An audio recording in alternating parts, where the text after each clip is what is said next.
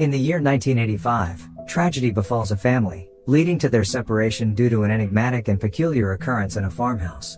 Even the authorities, while notifying a man named Patrick, admit their inability to comprehend the events surrounding his brother and his family. Upon investigation, the police make a gruesome discovery, revealing the lifeless bodies of Patrick's brother, his brother's wife, and their daughter. The situation takes an even more bizarre turn when they find Patrick's young niece, Jane, as the sole survivor, her face smeared with blood and clutching a razor in her hand.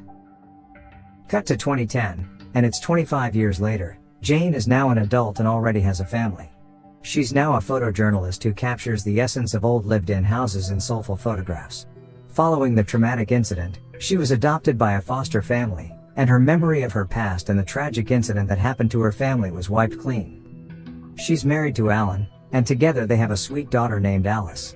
Jane's relationship with them is quite strained as a result of her memory lapses, causing her to forget important matters such as appointments or picking up Alice from school. During one afternoon, while Jane and Alice are searching for new houses to photograph, they stumble upon a farmhouse that exerts an unexplainable attraction on Jane.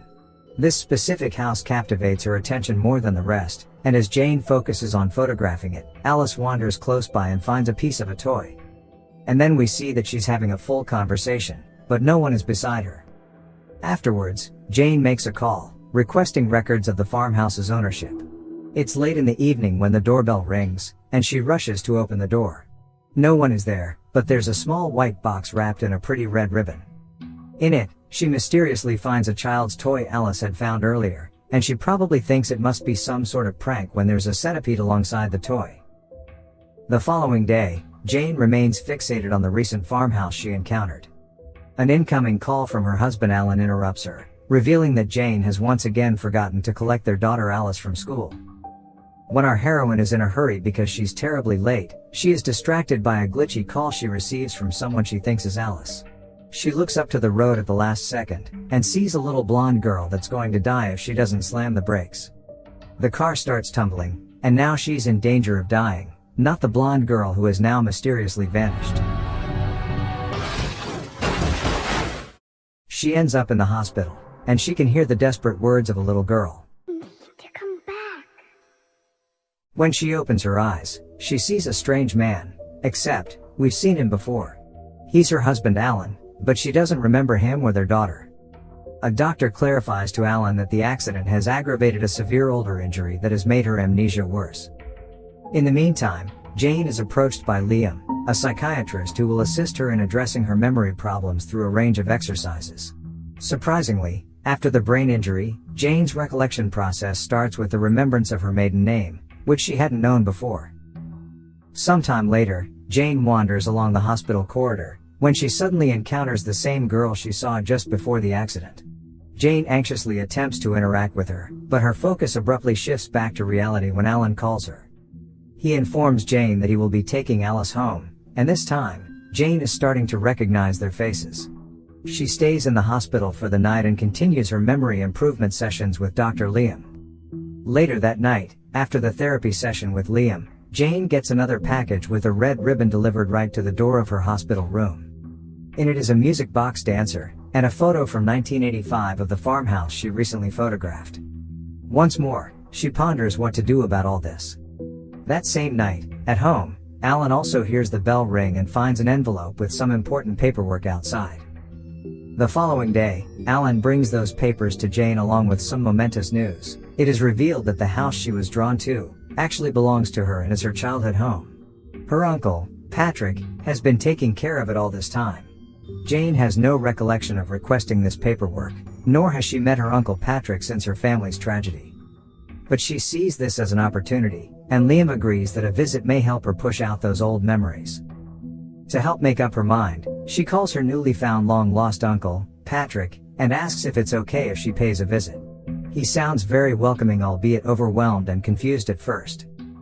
While en route to the farmhouse where the gruesome massacre took place, Jane once more catches sight of the enigmatic girl she previously encountered. Once she gets to her uncle's place, her uncle, Patrick, welcomes her and finally opens up that her family tragically passed away in the very house in 1985. She asks her uncle exactly what happened, and he says only she knows what happened that night. Curious to know more, she and her family pack up to the farmhouse for a brief stay.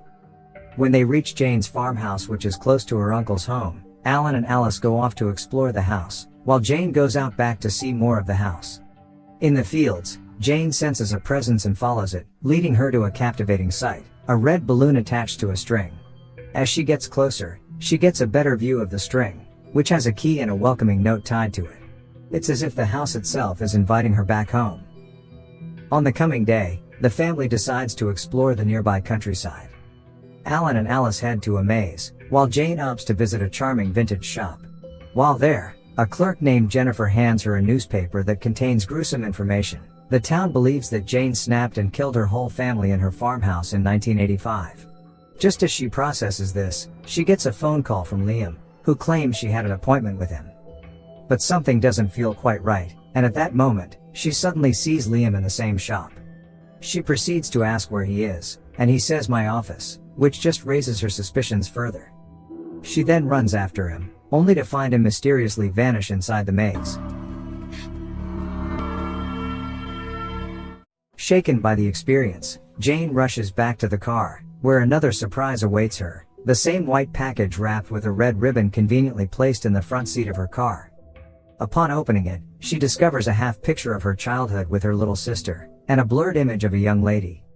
The picture bears her family's name, leaving Jane even more puzzled. Back home, during the night, Jane's in bed but gets woken up by Alice, and an unsettling scene awaits them. She hears voices, and Alice leads her to a bedroom, where she sees a little girl sitting on the bed with her mother, talking about a music box. All of a sudden, Alice says she isn't here, and then Jane sees the little girl holding a hammer and the young lady with the blurred face turned towards her. She also encounters her younger self, while she has a blade in her hand that appears out of nowhere. As she runs back to her bedroom and tries to wake Alan up, the little girl appears from under the bed, saying Jane has come to find them. As she hides in the wardrobe, the little girl appears and has her hands wrapped around her neck. A fight ensues with Jane coming out on top, now choking the girl. Just then, she finds herself in Alice's bedroom, and just snaps out of the dream when Alice wakes up and asks what she's doing. Jane tells her to go back to bed, and leaves the room on the verge of panicking. When she gets back to her bedroom, Alan is still asleep, and there's nothing under the bed, but she finds the Jack toy again on the floor. The next day, she urgently talks to Patrick, seeking answers about her family's tragic demise. Patrick explains that his brother had been a drunk with a bit of a temper, but he worked hard and never hurt his family. However, Patrick reveals that Jane alone holds the truth, but her memory is clouded due to a past head injury. During breakfast, Alice casually apologizes to Jane, attributing her sleep disturbances to her spirit friend, Susie. But before Jane can ask her what she means, Alan comes over. Later, when Alan takes Alice out for fun, Jane decides to use the key she found with the red balloon to unlock the mysterious door she saw the previous night.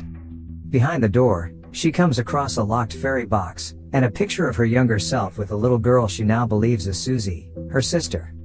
While observing the picture, she sees Susie sneaking into the cottage, so Jane follows her in an attempt to uncover the truth behind her unsettling experiences.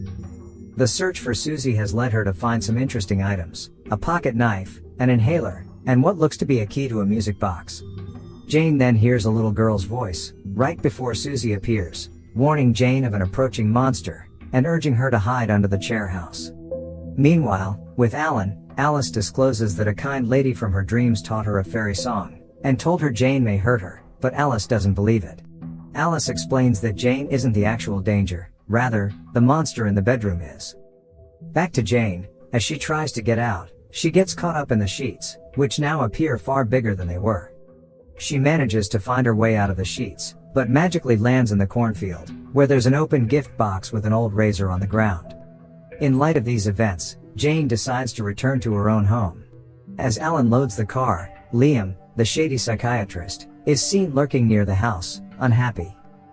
Before leaving, Jane spots Alice running towards the cottage, compelling her to follow. Inside, she encounters Susie, who tells her they can't let her leave, right when Alice appears. Jane is so anxious and scared that she unconsciously puts her hands around Alice, but Alan intervenes just in time. She then runs towards the car, saying she just wants to leave, until they realize the tires have been slashed using the same pocket knife Jane found in the barn. Jane swears she didn't do it, and their argument is interrupted when Alice suddenly begins screaming inside the house, and says the man was chasing her, the monster under the bed, but then she starts choking before she can elaborate further. This is the first time it happens, and Jane suddenly remembers that her daughter is having an asthma attack, just like her sister did. Alan snaps into action, but all doors leading outside refuse to open. Realizing the spirits won't let her leave, Jane steps back, causing the door to open. But as soon as Alan and Alice leave, the door slams shut on Jane, leaving her alone in the house. Seeking to uncover the truth behind the haunting, Jane discovers a paper instructing her to play tag with the spirits. The truth starts to reveal itself in a daunting manner as she literally walks through her memories. She now sees Susie's bedroom as it was that tragic night, and she walks to the music box. Using the little key she found under the chair house, Jane opens the fairy box, and sees the dancing fairy, just like the one that was delivered in front of her hospital room before. She then finds the torn half of the family picture hidden there and unfolds it, and who does she see? It's a picture of Liam. Connecting it with the half photo she found earlier, Jane realizes they fit perfectly, which reveals that Liam might actually be her dad. Suddenly, Susie crawls out from under the bed and warns her to hide immediately as the approaching monster draws near. Jane obeys and hides under the bed, where she overhears a man entering the room and sitting on the bed, talking to Susie. He offers Susie a gift, the same white box with a red ribbon. Startled, Jane rushes out of the room without seeing the man's face. Outside the room, she encounters Liam, who reassures her that he is not the monster.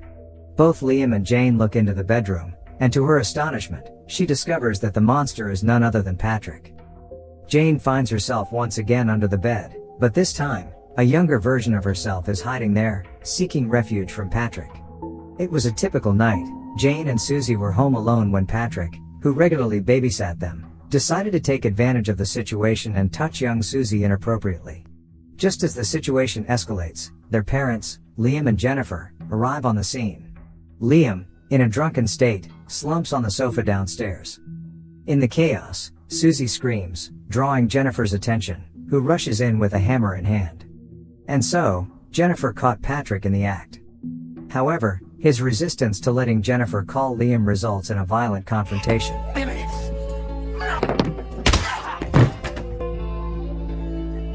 Patrick wrests the hammer from Jennifer and tragically kills the mother. Seeing this as her moment to escape from under the bed, Jane runs out to the bathroom, and Patrick follows close by. We see her standing in the bathtub, holding a razor behind her. As Patrick reaches out, she slashes him with it, while Liam just awakens. It is at this point that Jane collides with Liam on the staircase, and they end up both tumbling down the stairs with Jane on top of him. The fall brings Liam a sudden demise, while Jane bears a head injury that erases her memory of the recent events. Susie was still in her bedroom after an asthma attack, but her inhaler was too far gone to reach it. When Patrick sees Jane and his brother at the bottom of the stairs bleeding, he returns to Susie's room, only to find her dead. Being an opportunist, he picks up the hammer, wipes it down, and places it in Liam's hands, then heads back to his house, where the police meet him and tell him the tragic news. As Jane regains consciousness, she finds herself covered in Liam's blood, clutching the blade in shock and horror.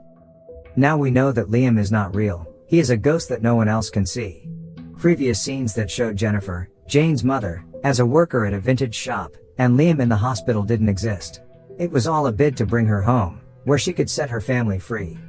When everything clears in front of her eyes, Alan approaches Jane, informing her that Alice is now safe, having been with Patrick before he arrived to retrieve her. Given what she just remembered, she runs to Patrick's house, as Alice might be in danger. Meanwhile, Patrick is trying to repeat history, as he lures Alice into playing with him. They told me not to play with you. Patrick asks who they are, and she says no one, and just as Patrick is about to molest Alice, Jane and Alan arrive. The sudden appearance of Jane and Alan forces Patrick to confront the truth he's been hiding. He immediately grabs a firearm and takes Alice to the barn. Patrick. Please, don't shoot! Don't shoot! Please, Patrick, don't hurt her. Luckily, Jane appears and strikes Patrick from behind with a shovel. Moments later, Patrick wakes up in Susie's room with his hands tied, and Jane leaves him there with the door locked, so the ghosts can finally have their revenge. Patrick begs forgiveness from the spirits of Susie, Liam, and Jennifer, but there is no apology for him. The movie concludes with Alan, Alice and Jane at the cemetery paying homage to her dead family, and bidding them farewell. It seems she has finally set them free.